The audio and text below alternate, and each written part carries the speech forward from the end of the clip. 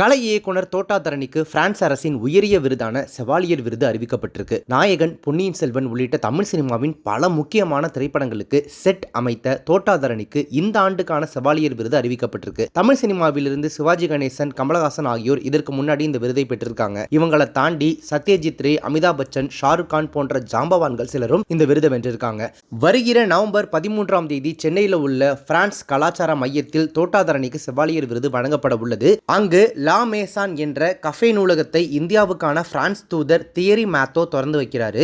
இதே நிகழ்வில் தோட்டாதரணிக்கு செவாலியர் விருது வழங்கவிருக்காங்க. தற்போது இதே இடத்தில் தோட்டாதரணியின் ஓவிய கண்காட்சியும் நடைபெற்று வந்துட்டு இருக்கு. நவம்பர் 14ஆம் தேதி வரை தொடர்ந்து அங்கு ஓவிய கண்காட்சி நடைபெற இருக்கு. நாயகன், இந்தியன் திரைப்படங்களுக்காக தேசிய விருதுகளையும் வென்றிருக்கக்கூடிய தோட்டாதரணி அவர்கள் தமிழ், தெலுங்கு, மலையாளம், ஹிந்தி மட்டுமின்றி பிரெஞ்சு, இத்தாலிய திரைப்படங்களிலுமே கலை இயக்குனராக பணியாற்றியிருக்காரு. இந்திய சினிமாவிலிருந்து ஒருத்தருக்கு மறுபடியும் இந்த செவாலியர் விருது கிடைச்சிருக்கிறது இந்தியர்களை பெருமைப்படுத்தி இருக்கு அப்படின்னே சொல்லலாம். அது மட்டும் இல்லாம பல தேசிய விருதுகள் வாங்கியிருந்தாலும் கூட இத்தனை வருட அவருடைய கலை உழைப்புக்கு தோட்டாதரணி அவர்களுக்கு கிடைக்கப்பட்ட ஒரு உயரிய அங்கீகாரமா இது பார்க்கப்படுது. திரைக்கலைஞர்கள், பொதுமக்கள் என பலரும் அவருக்கு தங்களுடைய வாழ்த்துக்களை சோஷியல் மீடியா வழியாக தெரிவிச்சிட்டு இருக்காங்க.